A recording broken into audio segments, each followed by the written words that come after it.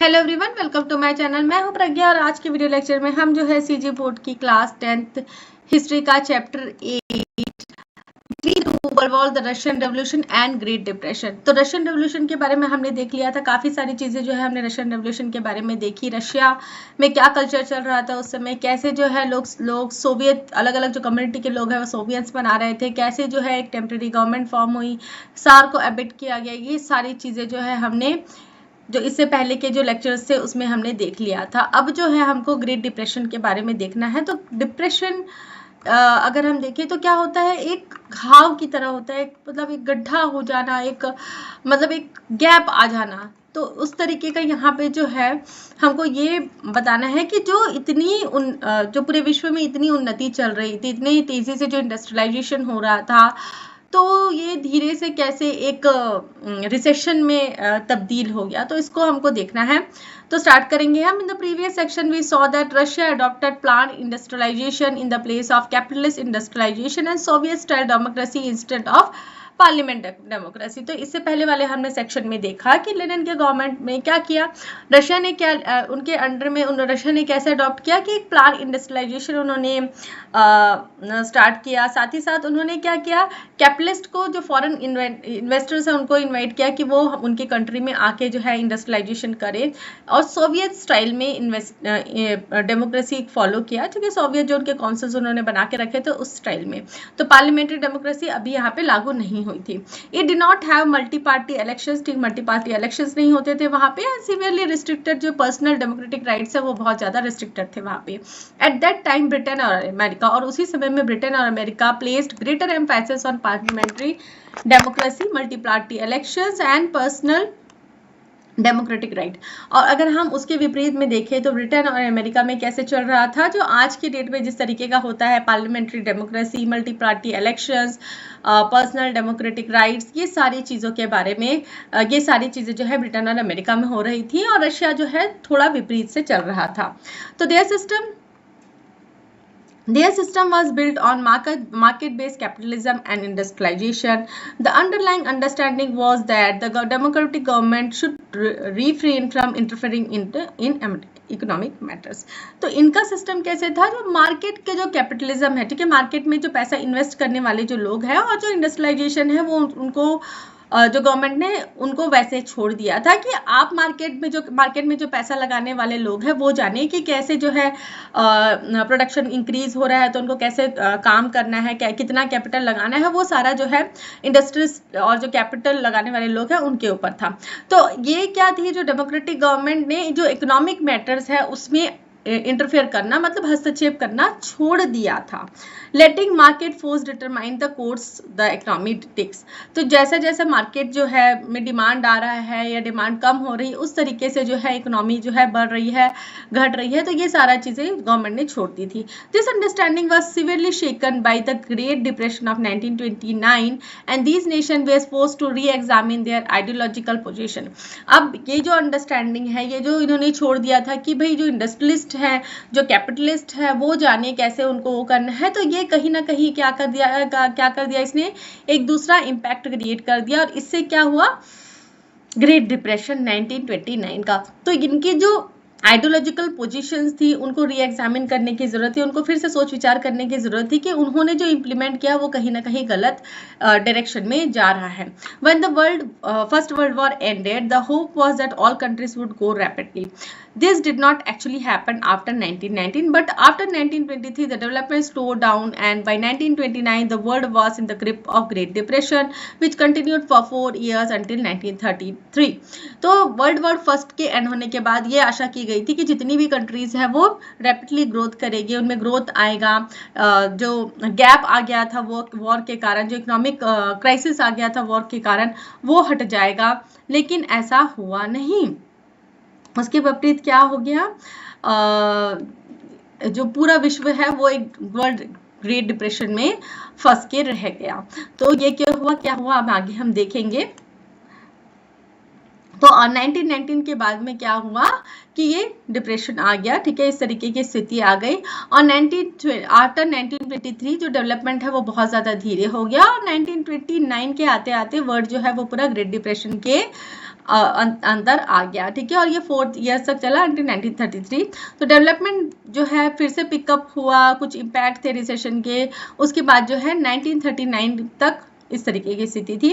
तो ये economic recession क्या था, ये economic recession? In capitalist system development does not occur at a constant unchanging phase, it goes through a cycle of rapid growth and recession और slow down, ठीक है। अगर हम कैपिटलिस्ट सिस्टम के बारे में बात करें, जहाँ पे लोग पैसे लगाते हैं इंडस्ट्रीज वगैरह में, तो डेवलपमेंट जो है एक ही क्षण में डेवलपमेंट हो जाए ऐसा नहीं होता। इंडस्ट्री सेटअप होती है, प्रोडक्शन होता है, धीरे धीरे प्रोडक्शन बढ़ता है, इस तरीके से धीरे धीरे क्या होता है, डेवलपमेंट प्रोसेस होता है। तो ये अनचेंजिंग फेज होता है, कभी ज्यादा डेवलपमेंट होता है, कभी जैसे मार्केट के ऊपर होता है, कभी चीजों की जरूरत ज्यादा होती है तो प्रोडक्शन ज्यादा होता है, प्रॉफिट ज्यादा होता है। कई बार क्या है, प्रोडक्शन कम हो जाता है तो प्रोडक्शन कम होने के कारण प्रॉफिट कम हो जाता है। तो इस तरीके से ये जो साइकिल है वो चलते रहता है। तो it goes through a cycle of rapid growth and recession और स्लो डाउन। तो जैसे कि मैंने बताया कि कभी क्या होता है, ज्यादा डिमांड होने के कारण ग्रोथ ज्यादा होती है, डिमांड कम होने के कारण कई बार क्या हो जाता है, रिसेशन आ जाता है, स्लो डाउन हो जाता है। कई बार ऐसी भी हो जाती है जो अच्छी खासी इंडस्ट्रीज है, फैक्ट्रीज है, वो बंद हो जाती है। जैसे कि अगर हम आज की डेट में कुछ ऐसे चीज़ों के बारे में बात करें जो पहले बहुत चलती थी, हम जब छोटे थे तब वो चीज़ें बहुत चलती थी, और आज वो चीज़ें जो है वो अस्तित्व में ही नहीं है। तो आप ये सोचिए कि उन इंडस्ट्रीज फैक्ट्री का क्या हुआ होगा। जैसे कि पहले समय में रेडियो का बहुत चलन था, तो उस समय कितनी ही कंपनीज रेडियो बनाती रही होगी, लेकिन आज क्या है, रेडियो का चलन उतना नहीं है। तो कहीं ना कहीं उनको घाटा जो है वो गेन करना ही पड़ा हुआ होगा। वैसे ही जो कंपनीज जो है, जो फैक्ट्रीज है, जिन्होंने सेटअप करके रखा रहा होगा, पहले कैसे बॉक्स वाले टीवीज आते थे, आज वो बॉक्स वाले टीवीज क्या हो चुके हैं, बिल्कुल बंद हो चुके हैं। तो जिन्होंने वो पूरा सेटअप किया रहा होगा, उनको पूरा अपग्रेडेशन देना पड़ा होगा। तो इस तरीके से चेंजेस आते जाते हैं मार्केट पे, तो चीज़ें जो है वो फिर चेंज होते जाती हैं। तो in the face of rapid growth, capital investment rises, production rises, workers get more wages, work and wages, so they are able to buy more goods, which raises the demand for these goods in the market, leading to the rise of their prices. तो क्या होता है, जब हम एक phase में हम देखें कि जब रैपिड ग्रोथ होता रहता है, ठीक है, तेजी से जो है पूरा विकास हो रहा है, तो क्या होता है, कैपिटल जो इन्वेस्टमेंट किया जाता है वो बढ़ता है, प्रोडक्शन बढ़ते हैं, लोगों जो वर्कर्स है उनको ज्यादा से ज्यादा काम मिलता है और ज्यादा से ज्यादा तनख्वाह भी मिलती है, और लोग भी क्या है, ज्यादा से ज्यादा गुड्स खरीद पाते हैं।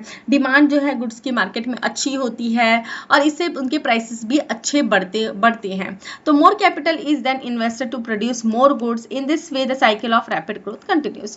तो इस तरीके से जब डिमांड बढ़ते जाती है तो फिर क्या किया जाता है, वो प्रोडक्शन इंक्रीज होता है, वहां पे ज्यादा कैपिटल लगाया जाता है, पैसा लगाया जाता है, लोगों को डिमांड की जब चीजों की जरूरत ज्यादा होती है, जिस चीज की ज्यादा जरूरत होती है उसके प्राइसेस भी बढ़ते जाते हैं। तो ये जो साइकिल है रैपिड ग्रोथ का, वो बढ़ते जाता है। Inevitably this happy phase leads to a situation when there is excessive production of goods that can not be sold, so prices fall. If some unforeseen economic incident occurs during this phase, it shakes people confidence. अब inevitably मतलब किसी दुर्घटना पूर्व जो ये happy phase है, ये जो सिचुएशन है, अब यहाँ पे क्या होता है, एक समय ऐसा आ जाता है, ठीक है, जब क्या हो जाता है, मार्केट में बहुत सारे उस तरीके के प्रोडक्ट्स हो जाते हैं, गुड्स आ जाती है। तो क्या हो जाता है, ऐसे में जो प्राइसेस है गुड्स की वो क्या होती जाती है, कम होती जाती है, फॉल हो जाती है। अगर कोई और इकोनॉमिक इंसिडेंट्स आ गया जिससे लोगों को कॉन्फिडेंस उस प्रोडक्ट में ही चला जाता है, तो वो मार्केट में जो वो प्रोडक्ट है अवेलेबल है, वो क्या हो जाता है, वेस्ट के तौर पे हो जाता है। फॉर एग्जांपल अगर हम एक छोटा सा एग्जांपल देखें, जैसे कि अम्ब्रेला, ठीक है, अगर जो भी कंपनी अम्ब्रेला और रेनकोट बना रही है, तो अब वो कंपनी ने क्या किया, एक मतलब बहुत सारे अम्ब्रेला बना दिए। और कब बनाए, अम्ब्रेला और रेनकोट कब बनाए उन्होंने, विंटर सीजन में, ठीक है। तो क्या विंटर सीजन में उन अम्ब्रेला और रेनकोट की जरूरत रहती है, नहीं रहती है। तो ऐसे में क्या होगा, वो चीज़ें जो है अगर मार्केट में सरप्लस अमाउंट में हैं तो उनकी वैल्यू क्या होगी, बहुत ज़्यादा कम होगी, और वो क्या हो जाएंगे, एक वेस्ट लॉट में जाएगा और उनके प्राइसेस बहुत ज़्यादा कम हो जाएगी, ठीक है। तो इस तरीके से क्या होता है, लोगों के मतलब उस समय डिमांड्स को भी देख के जो है प्रोडक्ट्स में बनाया जाता है। तो यहाँ पे देखिए, thousands of unemployed queuing up for free coffee और योगर्ट। तो फ्री कॉफी और योगर्ट बट रहे हैं, जहाँ पे थाउजेंड्स ऑफ इतने लोग जो हैं, हजारों संख्या में लोग जो है जिनके पास काम नहीं है, उन्होंने लाइन बना के रखी है ताकि वो फ्री जो मिल रहा है उसको यूटिलाइज कर सके। उसके बाद मिलबरी सेविंग्स बैंक, तो ये crowd queuing up to withdraw their saving deposit in a insolvent bank, तो ये एक बैंक है जिसमें लोग लाइन लगा के रखी ताकि वो अपने पैसे निकाल सके। And the danger of recession increases, और ऐसे ही जो है रिसेशन का जो पैटर्न है वो आ जाता है कहीं ना कहीं। The capitalist then cut back on the production which means less work available for the workers and greater chance for them to remaining unemployed. और ऐसे कभी सिचुएशन आ जाती है कि मार्केट में उस प्रोडक्ट की वैल्यू ही खत्म हो जाती है, तो इस तरीके से क्या हो जाता है, जो कैपिटलिस्ट है वो जो है अपना पैसा कम लगाना चालू कर देते हैं प्रोडक्शन में। इसलिए क्या हो जाता है, काम कम अवेलेबल होता है, काम कम अवेलेबल है तो वर्कर्स की छटनी होगी, वर्कर्स की वेजेस कम होंगे और ज़्यादा से ज़्यादा लोग अनएम्प्लॉयड हो जाएंगे। They can now buy fewer goods, now intensify the recession. Normally an economic recession does not persist for long and there is always the hope that the growth will pick up. तो ये जो दौर आता है जब मतलब बहुत लोगों के पास पैसे ही कम हो जाते हैं, जब वो कम सामान खरीदते हैं और ये जो रिसेशन है वो इंटेंसिफाई हो जाता है, मतलब बढ़ जाता है, तो ये जो इकोनॉमिक रिसेशन है वो ज़्यादा टाइम तक नहीं रहता, कुछ सालों के लिए ही रहता है। फिर उसके बाद धीरे से क्या है, जो प्रोडक्शन एक्टिविटीज़ है, जो मार्केट है वो अपने आप को स्टेबल कर लेता है। लेकिन 1929 में जो इम्पैक्ट था जो रिसेशन का वो कुछ सालों तक था और इसने पूरे विश्व को हिला दिया। The sign of slow down was evident in America as early as 1925. During the First War, when the agriculture in the Europe was badly hit, American farmers stepped up production in a big way, so for which they required bank loans. तो ऐसा ये जो sign है shut down slow down का, ये America में कब दिखना चालू हो गया, 1925 में ही दिखना चालू हो गया। तो फर्स्ट वर्ल्ड वॉर के बाद जो एग्रीकल्चर सेक्टर है यूरोप में वो बहुत बुरी तरीके से हिट हुआ था, बुरी तरीके से उसको क्षति पहुंची थी। तो अमेरिकन फार्मर्स ने क्या किया था, बहुत ज़्यादा लोन ले लिया था बैंक से। But after war the agriculture once again picked up pace in Europe, so purchases of food grain from America dropped substantially. This led to the sharp fall in the prices of agricultural produce, leaving the American farmers in distress and unable to repay their bank loan. तो war के बाद जो है agriculture जो है वो उसने agriculture जो है यूरोप में पेस वो कर दिया था। तो जो फूड ग्रेन्स है परचेज जो हो रहा था अमेरिका से वो क्या हो गया, बहुत ज़्यादा कम हो गया। ठीक है, तो इससे क्या हो गया, जो अमेरिका में जो प्रोड्यूस कर रहे थे, जो फार्मर्स जो फूड ग्रेन्स प्रोड्यूस कर रहे थे, अब उनकी बिक्री कम हो गई। तो इसलिए क्या हो गया, फार्मर्स जो है डिस्ट्रेस हो गए। डिस्ट्रेस मतलब वो पूरे कंगाल होके रह गए और जो उन्होंने बैंक से लोन लिया था वो क्या हो गया, वो चुका नहीं पाए। तो यहाँ पे आपने समझा फर्स्ट वर्ल्ड वॉर में जब यूरोप का जो एग्रीकल्चर सेक्टर है वो पूरी तरीके से बर्बाद हो गया था, तो अमेरिकन फार्मर्स जो हैं उन्होंने अपने प्रोडक्शन बढ़ाए थे ताकि वो क्या कर सके, यूरोप को फूड ग्रेन्स का सप्लाई कर सके, जिसके लिए उन्होंने बैंक से लोन लिया था। लेकिन वॉर के बाद जो है एग्रीकल्चर जो है यूरोप में फिर से वो सही हो गया, तो जिसके कारण क्या हुआ, अमेरिका के जो किसान थे जिन्होंने फूड ग्रेन्स के लिए बैंक से लोन लिया था उसको वो नहीं चुका पाए और इससे क्या हो गया, जो अमेरिकन फार्मर्स है वो मुसीबत में पड़ गए, डिस्ट्रेस हो गए और वो जो लोन है उसको वो नहीं पटा पाए। तो the great depression began with a drastic fall in American stock market on October 29, 1929. The shareholder of the listed company buy and sell their shares in the stock market. If a company is making profit, more people buy its shares, leading to a rise in the prices of its shares. तो जब great depression आया तो जो America का जो stock market था उसमें भी बहुत ज़्यादा गिरावट आई October 29, 1929 में। तो क्या होता है, शेयर मार्केट क्या होता है, तो शेयर होल्डर्स क्या होता है, जो लिस्टेड कंपनीज होती हैं शेयर मार्केट में, वहाँ पे क्या करते हैं लोग, उसके शेयर्स खरीदते हैं और बेचते हैं। तो शेयर खरीदना मतलब, शेयर क्या मतलब होता है, हिस्सा। तो कोई भी कंपनी है, कोई ABC कंपनी है, तो मैंने अगर उसके शेयर्स खरीदे हैं, 10 शेयर्स खरीदे हैं, तो 10 जो है मेरे को उनका हिस्सा मिल रहा है। तो ये जो कंपनी है अगर वो प्रॉफिट बना रही है, कोई ABC कंपनी प्रॉफिट बना रही है और मैंने उसके शेयर्स खरीद के रखे हैं, तो वो मुझे क्या करेंगे, अपना प्रॉफिट का हिस्सा भी देंगे। और अगर वो कंपनी लॉस में चल रही है तो जो भी शेयर मैंने खरीद के रखा है, जो भी ABC कंपनी का शेयर मेरे को खरीद के रखा है, तो उसके लॉस को मुझे बेयर करना पड़ेगा, मेरे पैसे कम हो जाएंगे। तो if a company makes losses, is share holders begin selling their shares in the market, but there are few buyers for this shares, the price of the company share then begin to fall. तो अब जब company जो loss होती जाती है, अगर आपके कोई कंपनी लॉस कर रही है तो आप उसके शेयर्स को नहीं रखेंगे क्योंकि आपको भी लॉस होगा उसके साथ साथ में। तो क्या किया जाता है, उस शेयर्स को बेच दिया जाता है। तो वो शेयर्स को बेच दिया जाता है और ऐसे लोग, क्योंकि मैंने अगर वो शेयर 10 रुपए में खरीदा है, अगर मेरे को वो शेयर अब 7 रुपए में आ गया तो मेरे को ऑलरेडी 3 रुपए का लॉस हो गया है, तो मैं उसको और होल्ड डाउन नहीं करूंगी, मैं क्या करूंगी, उसको बेच दूंगी। और जब वो बहुत मिनिमम क्वांटिटी में आ जाता है तो कुछ जो है जो लेके भी रखते हैं। तो ये थोड़ा सा कॉम्प्लेक्स प्रोसेस है, समझना थोड़ा सा मुश्किल होता है शेयर मार्केट का अभी आपकी एज में। तो on October 29 all the companies listed on American Stock Exchange experienced a rapid drop on their share prices. Those holding the shares were keen to sell them but there were no buyers. और October 29 में जितनी भी companies listed थी American stock exchange में, उनमें rapid drop होने लग गया उनके प्राइसेस में। और ये जो होल्डिंग्स जिसके पास थी वो बचाते थे कि अपने शेयर्स को बेचे, लेकिन उनके लिए कोई बायर्स भी नहीं थे। तो banks were unable to recover their loans which left them with less liquid cash. In such a situation those with deposit in the bank began withdrawing their cash, but bank did not have enough cash to repay them. The banks became insolvent and those who had deposited their money in them lost their savings. अब यहाँ पे क्या हुआ, देखिए, जो कई लोगों ने जो है बैंक से क्या किया था, लोन लेके रखा था, ठीक है। तो वो जो है बैंक के पास जो है लोन लिक्विड कैश नहीं था, मतलब है ना, लोन उन्होंने दे दिया था, जो पैसे उनके पास नहीं थे।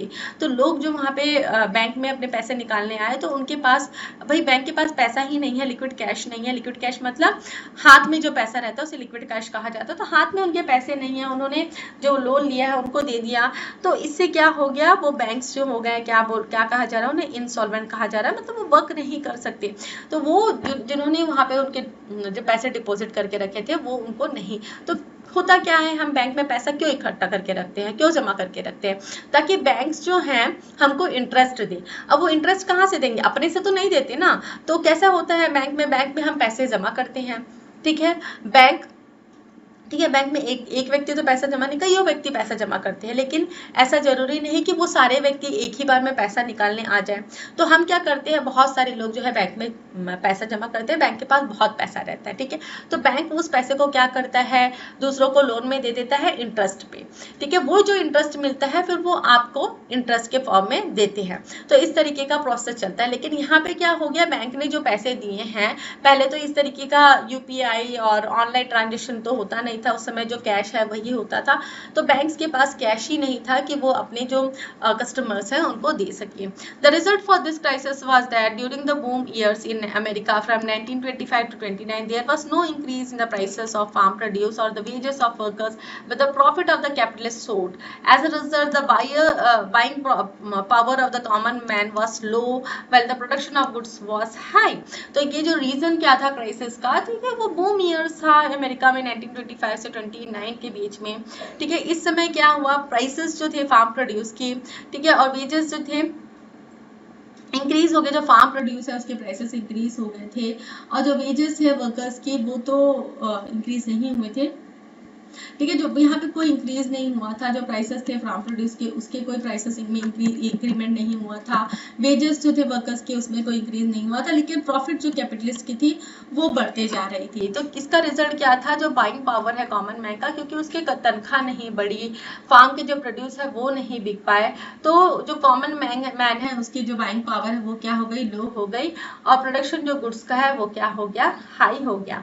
तो demand continued fall and unsold goods were stocked in the warehouses. Prices fell 32% as good remains unsold. तो डिमांड जो है जो चीजों की वो क्या हो गई, कम हो गई। तो जो अनसोल्ड गुड्स है वो स्टॉक्ड हो गए, कहाँ, वेयर हाउसेस में ही जमा होकर रह गए। प्राइसेस जो है 32% तक वो हो गया, जो चीजें बिकी नहीं थी।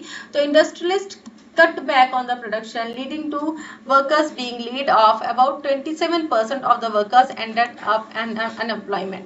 तो इंडस्ट्रियलिस्ट ने इसलिए क्या किया, प्रोडक्शन कम कर दिया। प्रोडक्शन कम किया तो इससे क्या होगा, वर्कर्स को भी, कई लोगों को छुट्टी दे दी भाई कि अब जाओ, अभी हमारे पास तो काम ही नहीं है। लेट तो इससे क्या हुआ, 27% जो वर्कर्स थे वो क्या हो गए, अनएम्प्लॉयड हो गए, जिनके पास काम ना रहा।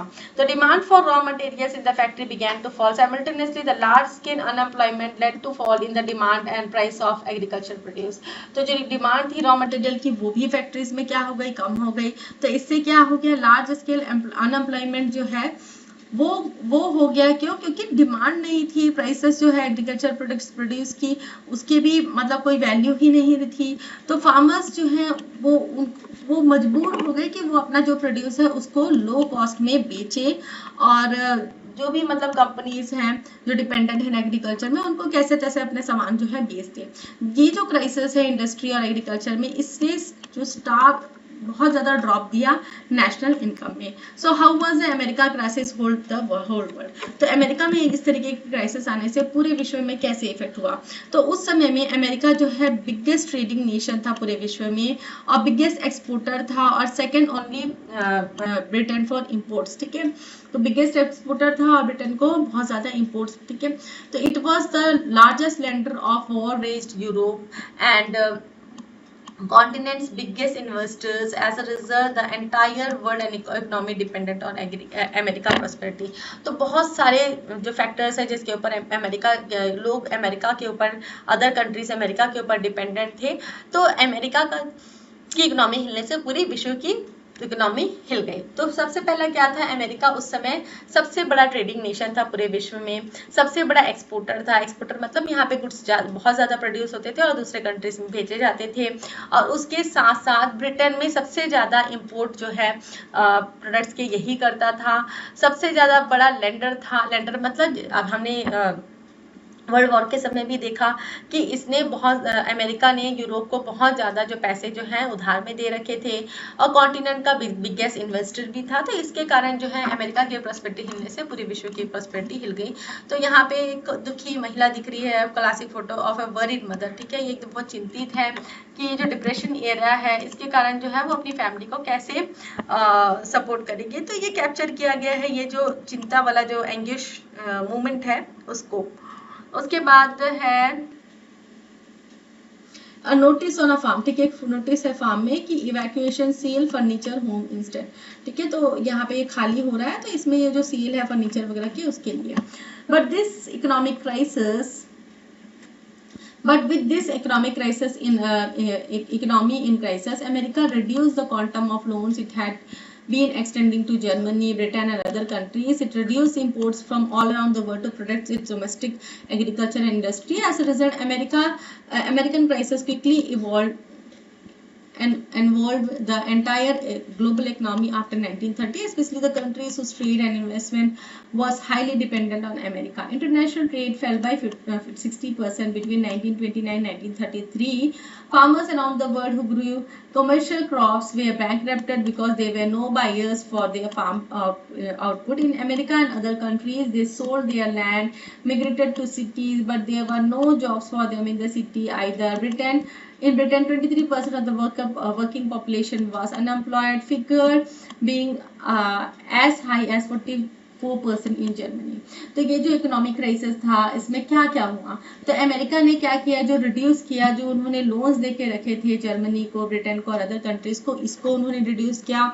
इन्होंने इंपोर्ट्स रिड्यूस कर दिया, जो भी वो इंपोर्ट करते थे बाहर की कंट्री से उसको उन्होंने कर दिया और अपने डोमेस्टिक एग्रीकल्चर इंडस्ट्री पे फोकस किया। तो इससे क्या हो गया, अमेरिका जो इस क्राइसिस से धीरे धीरे जो क्विकली जो है वो क्या कर दिया, उसने उभरने लग गया। तो एंटायर जो ग्लोबल इकोनॉमी है 1930 में, तो ये जो स्पेशली जो कंट्रीज जो ट्रेड और इन्वेस्टमेंट कर रही थी, अमेरिका पर डिपेंडेंट थी, उसमें उन्होंने क्या कर दिया, उसको जल्दी से मतलब अपने आप को उभारने के लिए वो कर दिया। अब इंटरनेशनल ट्रेड जो है वो 60% फेल हो गया, जो अमेरिका ने इस तरीके के जो कदम उठाए उसने। और साथ ही साथ में देखिए फार्मर्स जो है जो कमर्शियल क्रॉप बनाते थे उनके पास कोई बायर्स नहीं था, तो इसलिए वो क्या हो गए, बैंकरप्ट हो गए। बैंकरप्ट मतलब उधार में दब के रह गए। और अमेरिका और अदर कंट्रीज में जो लैंड है और वो लोग जो है अपनी ज़मीन जो है वो बेच के सिटीज़ में जाने लगे। सिटीज़ में भी कोई जॉब नहीं था। तो ब्रिटेन में देखिए तो 23% जो वर्किंग पॉपुलेशन है वो बेरोजगार थी, और जर्मनी में 44% बेरोजगार थी। तो जो ग्रेट डिप्रेशन था उसका लीस्ट इम्पैक्ट था रशिया में, where the 5-year plan was leading to rapid industrial progress. There was first two reasons for this. First, Russia was economically self-reliant because the country was less less linked to global economic system, so the recession in the global market did not affect it. Second, the country's development was guided by socialist planning, hence the market fluctuations has no long term effect on its economy. तो ये जो great depression था इसका impact क्या था Russia में, बहुत ज़्यादा कम था। क्यों? क्योंकि वो 5 ईयर प्लानिंग के तहत काम कर रहा था जिसमें रैपिड इंडस्ट्रियल प्रोग्रेस हो रहा था। और दो रीज़न इसके लिए क्या है कि रशिया के जो इकोनॉमिकली सेल्फ रिलायंट था, क्योंकि ये जो कंट्री है वो जो ग्लोबल इकोनॉमिक सिस्टम से लिंक्ड नहीं था, वो अपना इंडस्ट्रीज अपनी रॉ मटेरियल सब अपना ही कर रहा था। इसलिए जो रिसेशन आने के कारण जो ग्लोबल मार्केट में जो इफेक्ट हुआ वो रशिया में इफेक्ट नहीं हुआ। और सेकेंडली जो कंट्री का जो डेवलपमेंट है वो सोशलिस्ट प्लानिंग के तौर पे हो रहा था, इसलिए जो मार्केट में फ्लक्चुएशन हुए उसका इन पे ज्यादा इफेक्ट नहीं हुआ। उसके बाद peoples movements and government response, तो लोगों का क्या मूवमेंट था और गवर्नमेंट ने क्या रिस्पॉन्स दिए उसके बारे में हमको देखना है।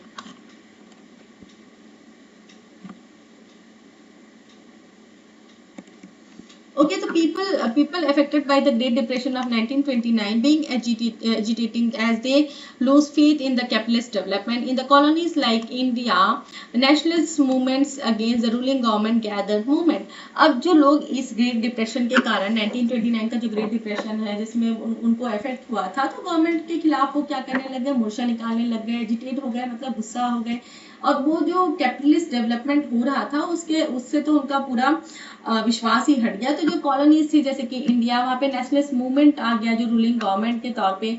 तो महात्मा गांधी ने लॉन्च किया उस समय सिविल डिसोबीडियंस मूवमेंट लॉन्च किया सब कॉन्टिनेंट में। जो पीसेंट्स और जो पुअर पीपल है जो बैडली इफेक्ट हुए थे इस डिप्रेशन के कारण, ताकि वो इस मार्च को ज्वाइन कर सके। Under the pressure from such wide spread unrest the depression affected governments and leading economists began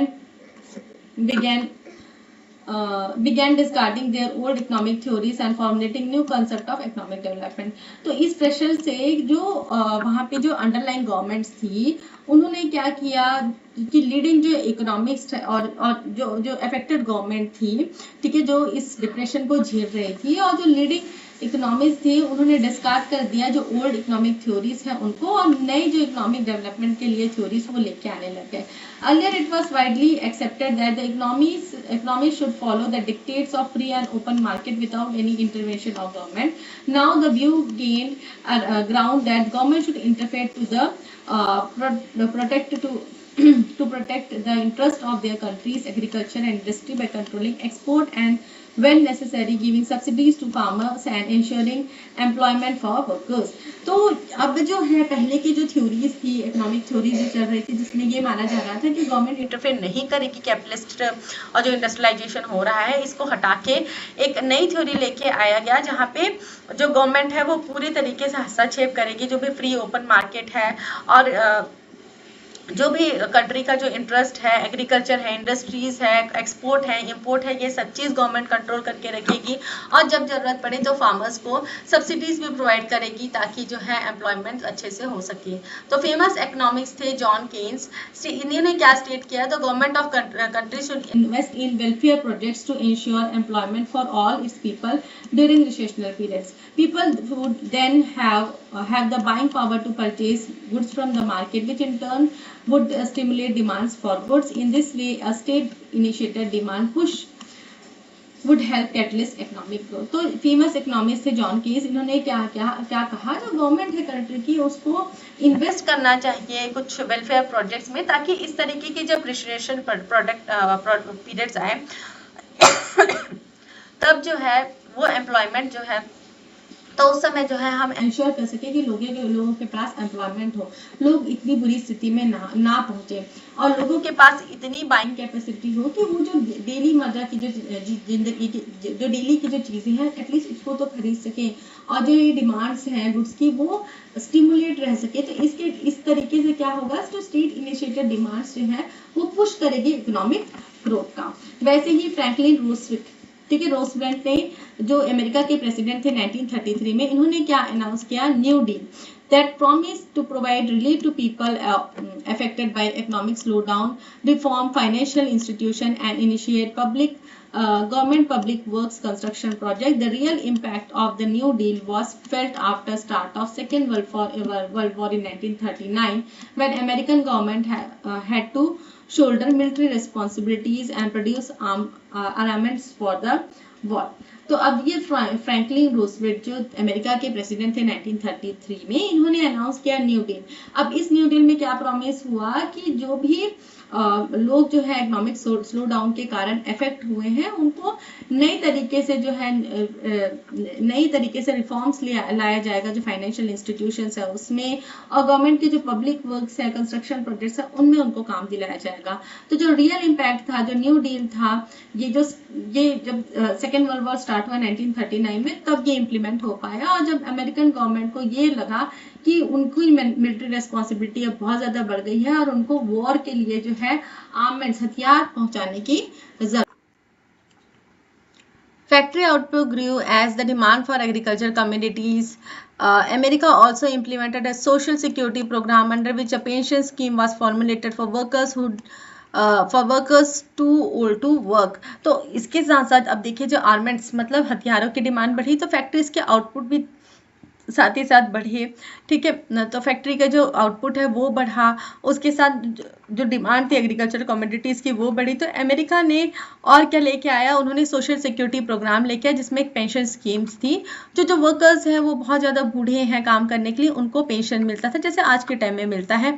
उसके साथ in addition it instituted unemployment insurance and welfare schemes for the handicapped and needy children whose fathers were not present. और इसके साथ साथ इन्होंने क्या institute कराया, अनएम्प्लॉयमेंट्स के लिए जो अनएम्प्लॉयड लोग हैं उनके लिए इंश्योरेंस, और साथ ही साथ वेलफेयर स्कीम्स भी लेके आए जिसमें जो हैंडीकैप्स थे, जो अपाहिज लोग हैं और जो नीडी चिल्ड्रन है जैसे जिनके फादर्स नहीं हैं उनके लिए भी कुछ स्कीम्स वो लेके आए। तो countries such as Britain and Germany had already initiated steps in this direction even before the onset of depression.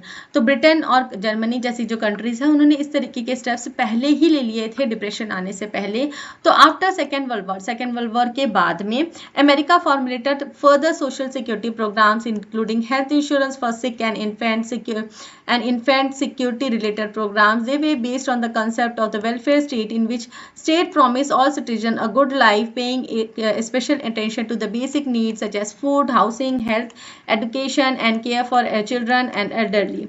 तो अलग अलग देखिए अलग अलग कंट्रीज जो है अलग अलग प्रोग्राम्स अपनी कंट्रीज में इम्प्लीमेंट कर रही हैं ताकि जो लोग हैं वो सुरक्षित रह सके, वो एक अच्छी लाइफ जी सके। तो देखिए यहाँ पे सेकेंड वर्ल्ड वॉर के बाद में अमेरिका ने क्या क्या सोशल सिक्योरिटी प्रोग्राम्स लाए, जैसे कि हेल्थ इंश्योरेंस जो सिख है उनके लिए हेल्थ इंश्योरेंस। उसके बाद जो इन्फेंट है, जो छोटे बच्चे हैं, इन्फेंट मतलब जो चलने लायक बच्चे नहीं रहते, एकदम छोटे जो न्यू बॉर्न बेबीज होते हैं ना, उनके लिए सोशल सिक्योरिटी प्रोग्राम्स लेके आए। उसके साथ साथ कई सारे वेलफेयर्स जिसमें ये प्रॉमिस किया जा रहा था कि जो एक सिटीजन है उस कंट्री के, उसको एक बेटर लाइफ के लिए जो है हर बेसिक जो नीड्स हैं जैसे फूड, हाउसिंग, वो सारी चीज़ें प्रोवाइड की जाएंगी।